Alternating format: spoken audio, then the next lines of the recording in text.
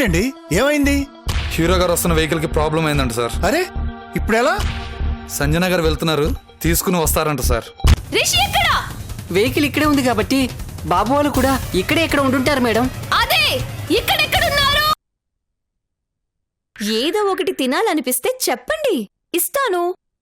కానీ small condition. Please please అని బ్రతిమలాడుకోండి. చెట్టు మీద గబ్బిలాని బ్రేక్ఫాస్ట్ కి, చెట్టు కింద కొండ చీవులని లంచ్ కి తింటానేమో తప్ప నిన్ను బ్రతిమలాటమా క్వశ్చనే లేదు. మీ ఇష్టం. నా దగ్గర బిస్కెట్స్ ఉన్నాయి. ఉండు నువ్వు. నా దగ్గర యాపిల్ కూడా ఉందో. నీ దగ్గర ఓ సూపర్ మార్కెట్ ఉన్నా నాకు అనవసరం. నేను మాత్రం నిన్ను ప్లీజ్ అన్ను. మీ ఇష్టం. మీకే ఆకలేస్తుంది, నాకే. మీరే బాధపడతారు. చిచి, నువ్వు ఒక మనిషి అనుకోవడం నాది బుద్ధి తక్కువ. ఎలాగైనా ఏడు. సాటి మనుషుల గురించి చాంతాడంత లెక్చర్లు ఇవ్వడం కాదు, హ్యుమానిటీ ఉండాలి మనిషిలో. నాలో బోలెడంత హ్యుమానిటీ ఉంది కాబట్టే ఈ అడవిలో నుంచి ఎప్పుడు బయటపడతామో తెలియకపోయినా తినటానికి పెడతానన్నాను. అయినా హ్యుమానిటీ గురించి మీరు మాట్లాడతారేంటి? చిన్నప్పుడు అన్నం తినటానికి కూర్చోబోతుంటే నా కుర్చీ లాగేసి నన్ను పడేశారు, గుర్తులేదా?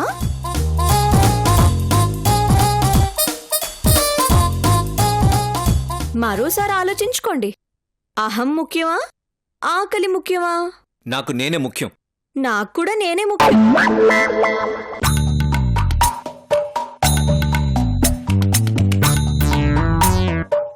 నేను నా జీవితంలో ఎవరికీ సారీ చెప్పలేను. ఓ అదా మీ బాధ. సారీ ఎలా చెప్పాలో తెలియటం లేదు, అంతే కదా? నేను చెప్పనా? ఏయ్, ఏంటి? నేను నీకు, మేఘమాలకి ఈ రిషి సారీ చెప్పడమా? ఇంపాసిబుల్. ఎస్, నేను మేఘమాలనే. చిన్నప్పుడు మీరు కోనేట్లో పడేసిన మేఘమాలనే. దానికే మీరు సారీ చెప్పాలి. నా కన్న తల్లిని పోలీసులకు పట్టిస్తే ఒంటరిగా మిగిలిపోయిన మేఘమాలని. దీనికే మీరు సారీ చెప్పాలి. దిక్కులేని దానిలా మీ ఇంట్లో అడుగు పెడితే అడుగడుగునా కష్టాలు పెట్టి మీరు తరిమి తరిమి కొట్టిన ఆ మేఘమాలనే. అందుకు మీరు సారీ చెప్పాలి. పైగా జూనియర్ శవాన్ని జూనియర్ పోలీసుల్ని పెట్టి నన్ను మర్డర్ కేసులో ఇరికించాలని చూస్తారా? దీనికైతే పెద్ద సారీ చెప్పాలి, అప్పుడు క్షమిస్తాను. ఇక్కడి నుండి బయటపడ్డాక నిన్ను బ్రతకనిస్తాననే కలలు కంటున్నావా? అసలు ఇక్కడ నుండి బయటపడతామనే మీరు కలలు కంటున్నారా? Be in your limits. Same to you.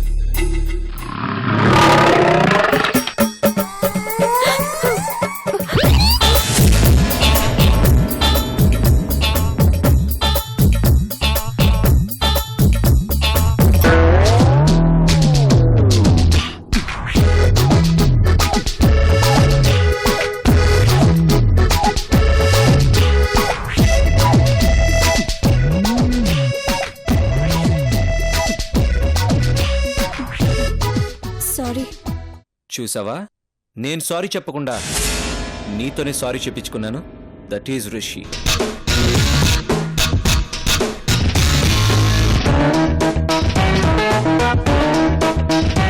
ఎంత పొగరు తినికి.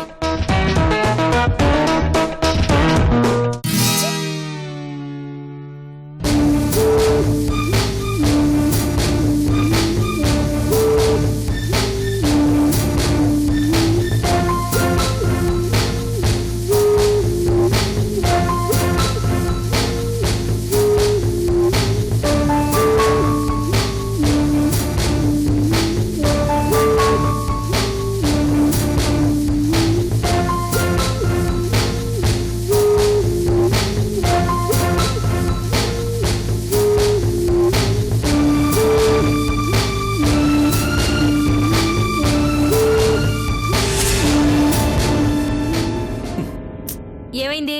ఫోన్ కలిసిందా? లేదు, నాట్ రీచబుల్ వస్తుంది. ఒరే, అంటే ఏంట్రా? అందుబాటులో లేదు అని అర్థం. మనకెందుకు అందుబాటులో ఉంటుంది? ఉండాల్సిన వాళ్ళకే ఉండొచ్చు. నేను నీకు ముందే చెప్పాను, అంతమంది మగవాళ్ళతో కలిసి అడవిలో షూటింగ్కి వెళ్ళడం సేఫ్టీ కాదని. ఇన్నారా? ఈడ్చి కొట్టారు. అప్పుడు కొట్టాను, ఇప్పుడు కోస్తాను. ఎక్కువ మాట్లాడకు రాస్కెల్. అరకులో సిగ్నల్స్ అందవని నాకు ముందే తెలుసు. అయినా ట్రై చేశాను. నా బంగారు తల్లితో మాట్లాడక 2 రోజులైంది. నీకేం తెలుస్తుంది నా బాధ?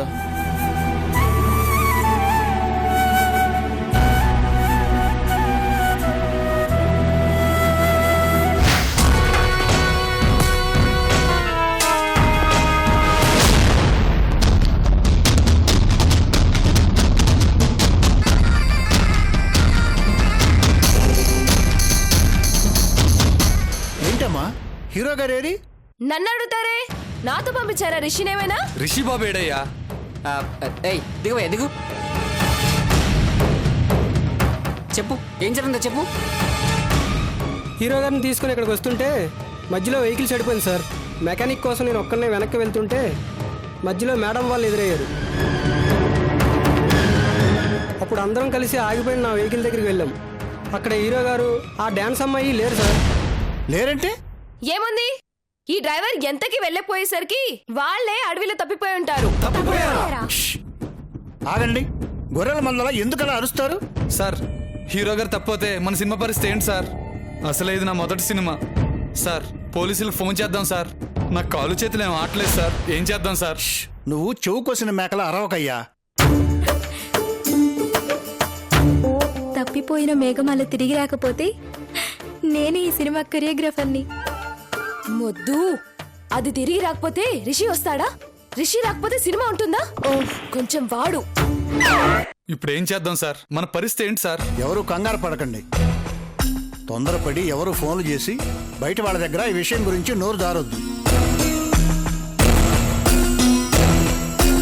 ముఖ్యంగా ఎట్టి పరిస్థితుల్లోనూ ఈ విషయం విరించి గారికి గాని, మీడియాకి గాని, ప్రెస్ వాళ్ళకి గాని తెలియకూడదు. మరి హీరో గారు సార్? అడవిలో దారి తప్పటం అనేది సాధారణమైన విషయమేనయ్యా. ఫారెస్ట్ అధికారులతో చెప్తే క్షణాల్లో వెతికి తీసుకొస్తారు. అప్పటిదాకా ఎవరూ నోరు మెదపొద్దు. మ్యాటర్ లీక్ అయితే మన ప్రాజెక్ట్కి, హీరో గారికి నెగటివ్ పబ్లిసిటీ అవుతుంది. ఓ ఆడపిల్ల పరువు పోతుంది. జాగ్రత్త. సార్ ఇప్పుడు ఏం చేద్దాం సార్? వాళ్ళు వచ్చేదాకా వెయిట్ చేద్దామా? ఇక్కడ ఎందుకయ్యా వెయిట్ చేయడం? టకప్.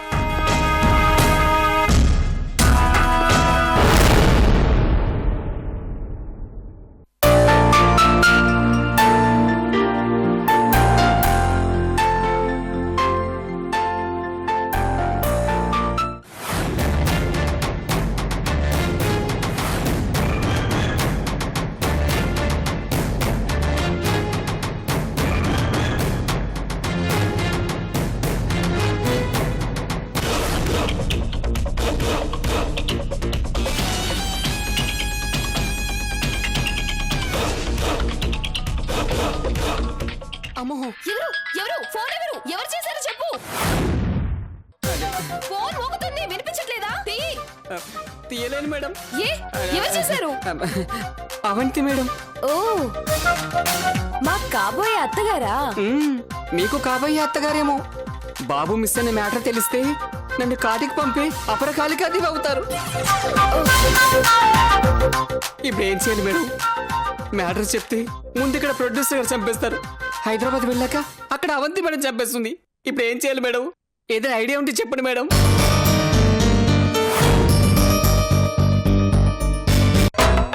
ఎందుకంత టెన్షన్ పడుతున్నావు? అబద్ధాలు చెప్పడం నీకు అలవాటే కదా. ఏదో ఒకటి చెప్పి మేనేజ్ చేయి. అలాగే మేడం. Hello madam. ఏయ్, బాబు ఫోన్ స్విచ్ ఆఫ్ వస్తోందేంటి? ఏమంటుంది? అయినా నువ్వు ఫోన్ ఎత్తడానికి ఇంతసేపు ఏంటో? అంత బిజీగా నువ్వేం చేస్తున్నావు అక్కడ? అంటే అది బాబుని చూస్తున్నాను మేడం. ఏం చేస్తున్నాడు బాబు? Acting madam. బాబు యాక్టింగ్ చూస్తుంటే 2 కళ్ళు చాలటం లేదు మేడం. పనిచేయడమే మానేసాయి మేడం. ఒళ్ళు జలధరిస్తుంది మేడం. బ్లడ్ ప్రెషర్ పెరిగిపోయి నా రోమాలు నిక్కపరుచుకుంటున్నాయి మేడం. అవునా? ఒకసారి బాబుకి ఫోన్ ఇవ్వు. ఏంటి ఏమైంది? అబే అది అబే బాబు షాట్లో ఉన్నారు మేడం. మధ్యలో రమ్మని పిలిచేదా? వద్దొద్దు. అయినా డైరెక్టర్ కట్ చెప్పకుండా యాక్షన్ మధ్యలో నువ్వెలా పిలుస్తావయ్యా? అమ్మయ్యా. ఇంతకీ బాబును నువ్వు సరిగా చూసుకుంటున్నావా లేదా? అయ్యో, నా పని అదే కదా మేడం. పొద్దున్నే నేను ఇచ్చిన బాదం పప్పు, పిస్తా, పీనట్స్ ఇచ్చావా? మీరు పంపిన డ్రై ఫ్రూట్స్ అన్ని డైట్ షీట్ ప్రకారం ఇస్తూనే ఉన్నాను మేడం. Very good. నేను పంపించిన చిల్లీ చికెన్ పొరోటాలు ఎలా ఉన్నాయో అడుగు. దోసకాయ పప్పు కూడా. చిల్లీ చికెన్ పరోటా పంపించారా మేడం? సంతోషం. సరే సరే, బాబు ఫ్రీ అయ్యాక నాకు ఫోన్ చేయమని చెప్పు. అలాగే మేడం, బాబు తిరిగి రాగానే కాల్ చేయిస్తాను. తిరిగి రావడం ఏంటి? అదే అదే అదే అబ్బే. అదే మేడం, షార్ట్ నుంచి తిరిగి రాగానే కాల్ చేయిస్తాను అంటున్నాను. ఉంటాను మేడం. Bye madam. అయ్యో, ఈ దెబ్బతో నాకు బీపీ షుగర్ 2 వచ్చేలా ఉన్నాయి. చూడండి మేడం నా కష్టాలు. నీదే ఓ కష్టమేనా? అక్కడ నా డార్లింగ్ ఎన్ని కష్టాలు పడుతున్నాడో ఏమో. రిషి,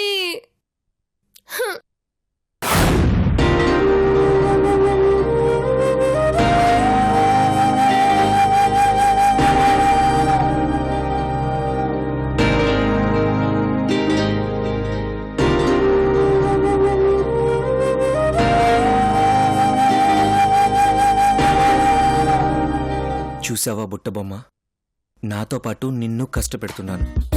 ఈ అడవిలో, ఈ ఎండలో నువ్వు నాతో పాటు తిరుగుతూ ఎంత అలసిపోతున్నావో. నీ రాళ్ల మెరుపు, ఈ బంగారం విలువ అంతా అడవి కాచిన వెన్నెలే అయిపోతుంది. ఇలా తప్పిపోయే అవకాశం ఉన్నప్పుడు అదేదో నీతో కలిసి తప్పిపోయి ఉంటే ఎంత బాగుండేది. ఆ రాక్షసి మేఘమాలతో కాకుండా. ఏం చేస్తాం? ఒక రాక్షసుడితో కలిసి అడవిలో తప్పిపోయే రాత రాశాడో దేవుడు. అదే నీతో అయ్యుంటేనా ప్రతి క్షణాన్ని నా గుండెల్లో భద్రంగా దాచుకునేదాన్ని. నువ్వెక్కడున్నావో, ఏం చేస్తున్నావో, నేను ఇలా అడవిలో వీడితో కలిసి చిక్కుకుపోయి ఒంటరిగా భయపడుతున్నానని తెలిస్తే చందమామ బాలమిత్ర కథల్లోలా రాజకుమారుడిలా వచ్చి నన్ను రక్షించేవాడివే కదా.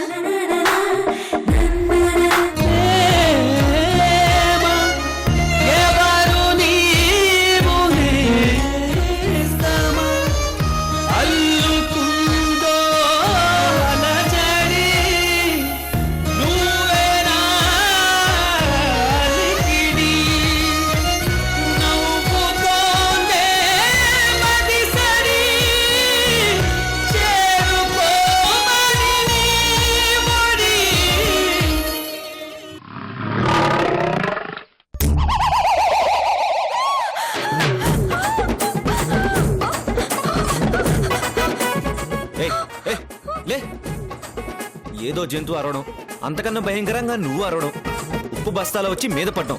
ఏంటిదంతా? భయం వేసింది. ఏం చేయమంటారు? భయం వేస్తే చెట్టును కౌగిలించుకోవచ్చు కదా. చెట్టంత మనిషి మీరు కాస్త పక్కనుంటే కొంచెం ధైర్యంగా అనిపిస్తుంది. నాకు ఇలా మాటి మాటికి మీద పడేవాళ్ళంటే చిరాకు. అటు తిరిగి కూర్చో.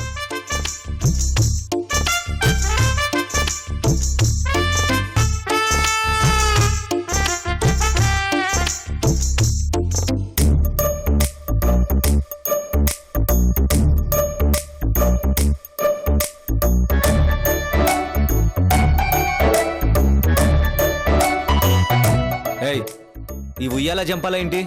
కదలకుండా కుదురుగా కూర్చోలేవా? నేను మా మున్ని ఇలాగే కూర్చొని ఊగుతూ ఉంటాం. పాపం మా మున్నికి నేను ఇలా తప్పిపోయినట్టు తెలిస్తే ఏడ్చేస్తుంది. ఈ సంగతి తెలిస్తే మీ ఇంట్లో సంతోషపడతారేమో. మా మున్ని మావయ్య ఏడుస్తారు. మా అమ్ములత్త మాత్రం బోలెడంత సంతోషపడుతుంది. ఎందుకు? నేను ఆ ఇంట్లో ఉండటం ఆవిడకిష్టం లేదు. ఈ మాత్రం సంపాదన కూడా లేకపోతే అన్నం కూడా పెట్టుండేది కాదేమో. అలాంటి వాళ్ళు కూడా ఉంటారా? ఎందుకుండ్రు? మీరు లేరు? మీరు మాత్రం మీ ఇంట్లో ఉండనిచ్చారా? ఇదిగో, మాటి మాటికి నన్ను దెప్పి పొడిస్తే నాలోంచి పాత రిషి సింహంలా విజృంభిస్తూ నిద్రలేస్తాడు. ఇంకా పాత కొత్త అన్న వేరియేషన్ ఎందుకు? రాక్షసుడు చిన్నప్పుడైనా రాక్షసుడే, పెద్దప్పుడైనా రాక్షసుడే. పిశాచి కూడా అంతే. పిల్ల పిశాచమైనా తల్లి పిశాచమైనా సేమ్ టు సేమ్. ఇవాళ మనం చస్తే రేపు పిశాచాలమే అవుతాం. అప్పుడు ఆ డ్రైవర్ గాన్ని పీడించి పీడించి ఈ అడవిలోకి తీసుకొచ్చి వదిలేద్దాం.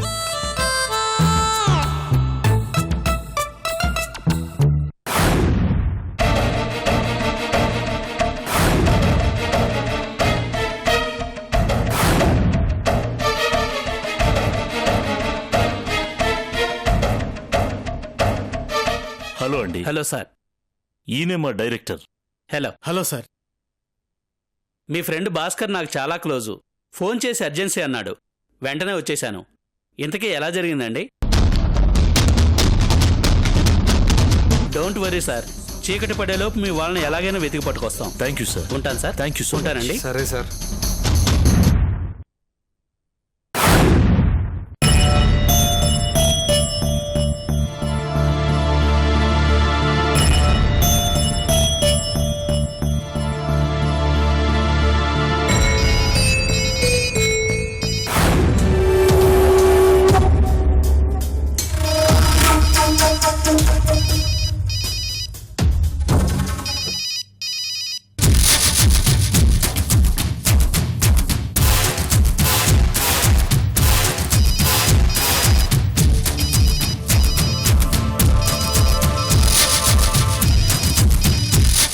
ఇదేంటి సంజు కాల్ చేస్తుంది? ప్లాన్ ప్రకారం తను ఈ పాటికి రిషితో ఫారెస్ట్లో ఉండాలి కదా. హలో. హలో అనయ్య. ఏంటమ్మా, అడవిలో సెల్ సిగ్నల్స్ పనిచేస్తున్నాయా? రిషి ఏమంటున్నాడు? నేను అడవిలో లేను, రిషి నా పక్కన లేడు. అదేంటి, నువ్వు రిషి అడవిలో తప్పుకోలేదా? నన్ను తప్పించి రిషి వేరే అమ్మాయితో తప్పిపోయాడు.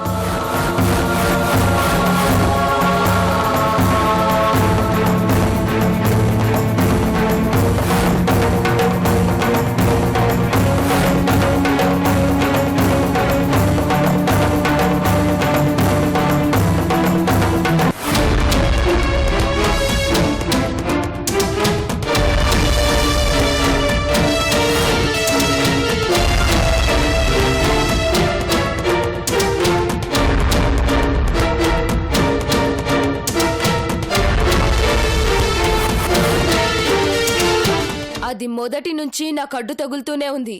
నిన్న నైట్ కూడా అంతే. నాకు రిషికి అడ్డుగోడగా పుట్టింది.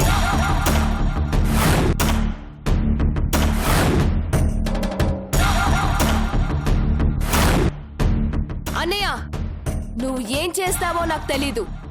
రిషి అది అడవిలో ఉన్నారు. వయసులో ఉన్న వాళ్ళ మధ్య ఏమైనా జరగొచ్చు. అలా జరగటానికి వీల్లేదు. అది నీకు కూడా తెలుసు. ఏం చెయ్యాలో కూడా నాకు తెలుసు. ఆ మేఘమాల బ్రతకుండకూడదు, అంతే కదా? అవును, రిషి నావాడు కావాలి. మేఘమాల పైకి పోవాలి. అలాగే జరుగుతుంది. ఇప్పుడే మన వాళ్ళని పంపిస్తాను. మేఘమాల నుంచి రిషిని తప్పించి నీ దగ్గరకు చేరుస్తాను. మేఘమాలని యమలోకానికి పంపిస్తాను. రేపు తెల్లారేసరికి దాని బ్రతుకు తెల్లారిపోతుంది. సరేనా? థ్యాంక్స్ అన్నయ్య. హ్యాపీగా నిద్రపో సంజు. రేపు పొద్దున్నే గుడ్ న్యూస్ విందుగాని. Good night. ఆ మేఘమాలకు బ్యాడ్ నైట్. అంతేగా మరి. కాలరాత్రి.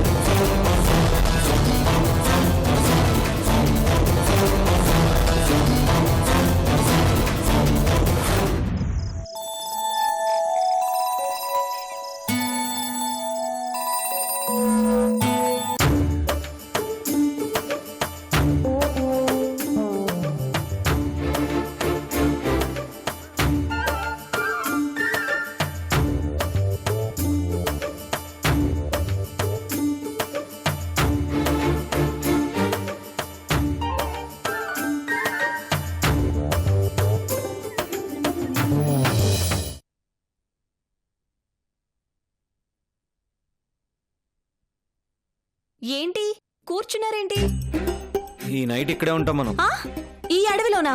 నో నో నో, నేనుండను. అయినా రాత్రిపూట ఉండటం ఏంటి? వెళ్ళిపోదాం. ఎక్కడికి వెళ్తావు? ఎంత దూరం అని వెళ్తావు? ఇంత రాత్రిపూట మనం నడుచుకుంటూ వెళ్తే ఏ జంతువులకు ఆహారం అవడం ఖాయం. అంతగా నీకు నాతో ఉండడం ఇష్టం లేకపోతే నువ్వు ఒక్కదానివే వెళ్ళు. నేను ఇక్కడే ఉంటాను. వీడు మూర్ఖుడు. అయినా ఒక్కదాన్న ఎలా వెళ్తాను? సరే, ఈ ఒక్క రాత్రికి గండం గడిస్తే పొద్దున్నే సేఫ్గా బయటకెళ్ళొచ్చు. ఎలాగోలా ఈ ఒక్క రాత్రికి భరించేద్దాం. ఏంటి, వెళ్తావా?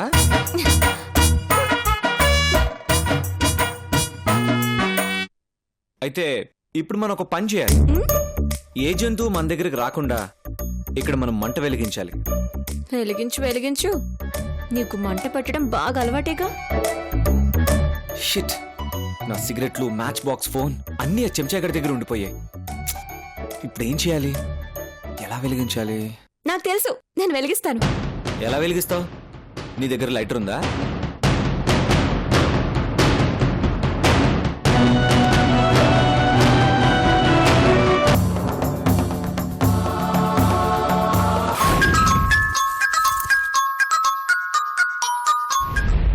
చెప్పు, ప్రేమిస్తావా?